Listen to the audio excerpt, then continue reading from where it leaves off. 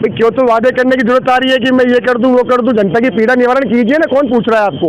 वो डिम्पल बेटी बेटी वहां जाइए, दादी आ गई तो राजधर्म नहीं निभा सकता, इस तरह उन्होंने कहा। कहने का तात्पर्य है कि इस्तीफा दे दिया। पहले इन्होंने एक पार्टी भी बनाई राजपा 10-12 साल, उसमें भी इन्होंने ढिंडोरा पीटा, बुराई करी, आलोचना करी महारानी जी की। ये राजस्थान का जो भविष्य है वो गर्द में जा रहा है। भ्रष्टाचारी नेता का हिस्सा है, जुआ, सट्टा, चरस, गांजा, इसमें अफीम, डोडा पोस्ट, आपको पता है ये सब इसमें इन्वॉल्व है। ये लोकतंत्र को तो अब गाना ही बेकार है। कैसे गाना बेकार है? लोकतंत्र हमारा अधिकार है, मर्डर ऑफ डेमोक्रेसी हो चुकी है और हम इसको मिटने नहीं देंगे। राजधानी जयपुर में भारतीय जनता पार्टी के दफ्तर के ठीक बाहर में खड़ा हूँ। क्योंकि बीजेपी दफ्तर के बाहर खड़े, इसका मतलब कुछ ना कुछ राजनीति पर आज बात करेंगे। हालांकि सारी कैटेगरी पर बात करते हैं, आंदोलनों की बात करते हैं, राजनेताओं की बात करते हैं, समाज की बात करते हैं, धर्म की बात करते हैं, मतलब हर क्षेत्र की हम बात करते हैं। लेकिन चूंकि आज भारतीय जनता पार्टी के बाहर आने का मतलब एक राजनीति जगत की एक अनोखी खबर है, इसके लिए हम यहाँ आए हैं। वो कहते हैं ना कि रघुकुल रीत सदा चली आई, प्राण जाय पर वचन न जाई, श्री रामचरितमानस। ये चौपाई आज फिर देखने को मिली। हालांकि कुछ दिनों पहले एक बार फिर ये देखने को मिली थी ट्विटर पर, और ट्विटर हैंडल किसी और का नहीं, डॉक्टर किरोड़ीलाल मीणा कैबिनेट मंत्री का। और आज यही चौपाई दोबारा से फिर ये देखने को मिल रही है, यानी कि इस्तीफा दे दिया डॉक्टर किरोड़ीलाल मीणा ने। आगे क्या कुछ होगा ये बात की बात है।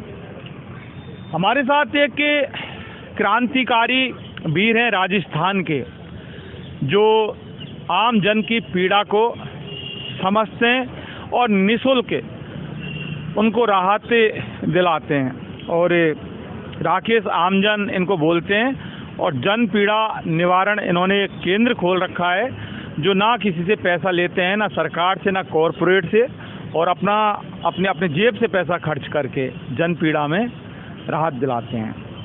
डॉक्टर किरोड़ीलाल मीणा को बखूबी ये जानते भी हैं और समझते हैं, इसलिए इनसे बात करना जरूरी है। इस्तीफा दे दिया है।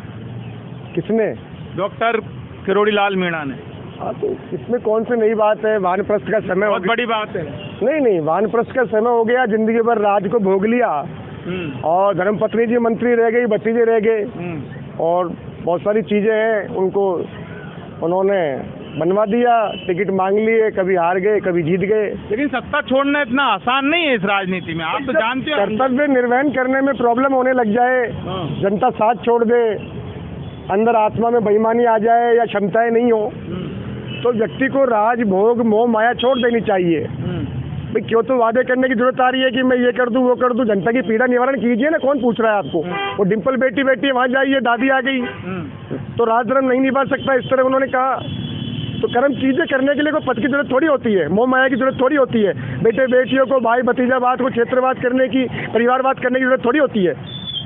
तो अब यही दौर चालू होंगे, जितने भी बूढ़े, भ्रष्ट, बीमार, अनपढ़, अयोग्य, बेईमान, व्यापारी। छतरी के नीचे आया जी, हाँ। ये देखिए एक अनोखी छतरी है इनकी, और ये जयपुर में कहीं देखने को नहीं मिलेगी। और इसका जो स्टैंड है ये मार्बल का स्टैंड है, ये मकराना मार्बल का। और इस छतरी की एक बहुत बड़ी विशेषता है, इसलिए आज इस छतरी के नीचे इनको लेंगे। हाँ बोलिए। हाँ, तो कहने का तात्पर्य है कि इस्तीफा दे दिया। पहले इन्होंने एक पार्टी भी बनाई राजपा 10-12 साल, उसमें भी इन्होंने ढिंडोरा पीटा, बुराई करी, आलोचना करी महारानी जी की, ये वाद विवाद दिखाए। तो जनता को जमूरा नहीं है, तमाशा देखने नहीं है। इस दुनिया में जन्म एक बार मिलता है, एक एक पल अमूल्य समय रोज व्यतीत हो जाता है जीवन का, मर जाता है इंसान पैदा होके। धरती पे इसलिए नहीं आया तमाशा देखने, अपने अधिकार पाने के लिए आया है, जीने आया है। इस प्रकृति माँ के गोद में, इसके आंचल में अपनी स्वतंत्रता, अपना सुकून, अपना आनंद पाने के लिए आया है। और उसे गुलामी करनी पड़ती है इन भ्रष्ट बूढ़े बीमार नेताओं की, इन अयोग्य नेताओं की, इनके गंवार फाकड़े लांगिया अनपढ़, इनकी लुगाइयों की, बेटा बेटियों की, जो अयोग्य है, किसी सूरत में योग्य नहीं है, पढ़े लिखे नहीं है, सीआरपी से नहीं जानते, आईपी से नहीं जानते, पुलिस की कार्रवाई नहीं जानते, कलेक्टर से क्या बात करनी है, तहसीलदार से क्या करनी है। वो कैसे न्याय दिलाएंगे? How can it possible? अच्छा ये बताइए, आपकी कोई भी दुश्मनी है क्या, विशेषकर कोई रंजिश है? क्योंकि हम हमेशा देखते हैं आपको, डिम्पल मीणा जो हत्याकांड की हम कवर करते हैं, तो वहाँ पर भी एक तरह से एक आक्रामक, डॉक्टर किरोड़ीलाल मीणा का नाम आते ही आप आक्रामक हो जाते हो। न कोई किरोड़ी जी से लड़ाई है, न कोई मरोड़ी जी से लड़ाई है, न कोई सुपारी फुपारी केस फेस किसी से लड़ाई नहीं है। ये राजनीति पवित्रता का नाम है, संविधान पवित्रता का नाम है। जो संविधान से खिलवाड़ करेगा, राजनीति में जातिवाद डालेगा, क्षेत्रवाद डालेगा, भाई भतीजावाद डालेगा, वो सब हमारे शत्रु है लोकतंत्र के, सॉवरेंटी संप्रभुता के शत्रु है। वो इस भारत मातृभूमि के शत्रु है। वो भगत सिंह, सुभाष चंद्र बोस, लाल बहादुर शास्त्री के दुश्मन है, जिन्होंने इस खून से अपने इस धरती को सींचा है आम जनता की जन पीड़ा निवारण के लिए, यहाँ के किसान के लिए, यहाँ के मजदूर के लिए, यहाँ के लुहार के लिए, यहाँ के खुमार के लिए। आज क्या हालत हो गई उन लोगों की? उनके न्याय के लिए क्या टैक्स देना पड़ेगा, कमीशन देना पड़ेगा? ISRS भ्रष्ट चारों तरफ तांडव है। चरस, गांजा, स्मैक, अफीम, जुआ, सट्टा, ताश, पत्ती जगह जगह कायम है। चाहे बीजेपी का राज हो, चाहे कांग्रेस का राज हो, कोई नेता आता है उसको रोक लगाम क्यों नहीं लगती? क्यों नहीं लगती? कौन कौन भ्रष्टाचारी? राजस्थान का जो भविष्य है वो गर्द में जा रहा है। भ्रष्टाचारी नेता का हिस्सा है जुआ, सट्टा, चरस, गांजा, इसमें अफीम, डोडा पोस्ट, आपको पता है ये सब इसमें इन्वॉल्व है। आम गरीब मजदूर जनता की पीड़ा का सत्ताधारी नेताओं का क्या मतलब है फिर? जनता मूर्ख है, जनता उदासीन है, अपने कर्तव्य और अपने अधिकार भूल चुकी है, लालच में, डर में, खौफ में जी रही है। पुलिस से दबा देंगे, थाने से दबा देंगे, तहसीलदार से दबा देंगे, कलेक्टर से दबा देंगे। ये हमारे नौकर हैं, संविधान के, जनता के लोक सेवक है। नौकर से किस तरह काम लिया जाता है ये मेरी जनता भूल गई। क्या इस दिन के लिए त्याग किया था मेरे महापुरुषों ने अपने खून बलिदान का, हड्डियों का? ये देश में बलिदान अगर आज वो देख रहे होते तो उनको सर मारी होती और माताओं को अपने दूध पे ला जा रही होती कि हमने ऐसे निकृष्ट काया डरपोक अंधभक्त पैदा कर दिए। एक बाबा ने 200 आदमी मार दिए वहाँ लगभग हाथरस में, और योगी जी की सरकार है, पाखंड हो रहा है, तांडव हो रहा है। बाबा जी को रास्ता दो, मंत्री जी को रास्ता दो, कलेक्टर को रास्ता दो। अरे नौकरों का रास्ता दे भाई, ये जनता के नौकर है। हमारे टैक्स के जनता के पैसे तनख्वाह मिलती है, एसी बंगले, कार, गनमैन, घोड़ा गाड़ी। बाबा जी तो सरकारों में बैठे हैं। तो जब इनका पाखंड फैल हो जाए, जनता को सोचना चाहिए जिन लोगों का स्थान घंटी बजाने में होना चाहिए, पूजा में होना चाहिए, देव स्थानों की रक्षा में होना चाहिए, वो सत्ता में बैठे हैं, गाड़ी घोड़े गनमैन लेके डोल रहे हैं। और जो जनता शासन सरकार का हिस्सा बने वो घंटियां बजा रही है, सवामणि रैलियां कर रही है और अपनी पीड़ा का निवारण ढूंढ रही है संविधान को, कानून को छोड़ के। कैसा अन्याय है घोर। इस्तीफा मंजूर कब होगा ये? देखिए, देने वाला जाने इस्तीफा, मंजूर करने वाली सरकार उनकी, इस्तीफा देने वाला उनका, तो इसमें कुछ छुपा हुआ नहीं है। आपको बता चुका, ये वही शख्स है 1990-91 की सीमेंट फैक्ट्री आज भी खुलने का इंतजार कर रही है, उन मजदूरों की आत्मा आज भी इंतजार कर रही है। और राम प्रसाद मर गया 2 महीने पहले, गम में उसका बाप मर गया, चांदी की टकसाल सुसाइड केस वाला जो बिल्डिंग बनाई थी मंदिर में, है तो वो मर गया। उसकी राम प्रसाद की धर्मपत्नी को घर से बेघर कर दिया, गुमनामी में जी रही, कहा उसके बच्चे बेघर हो गए, उसकी नौकरी नहीं लगी, डेयरी को बंद करवाने आ गए, कोई नेता नहीं आया, कोई पार्टी नहीं आई। तो ये ढोंग पाखंड है, गोदी मीडिया है, नकली मीडिया है, बिकी हुई मीडिया है, भ्रष्ट पूंजीपति व्यापारियों की मीडिया है। गरीब आदमी के पास तो पैसा ही नहीं होता मीडिया का, है।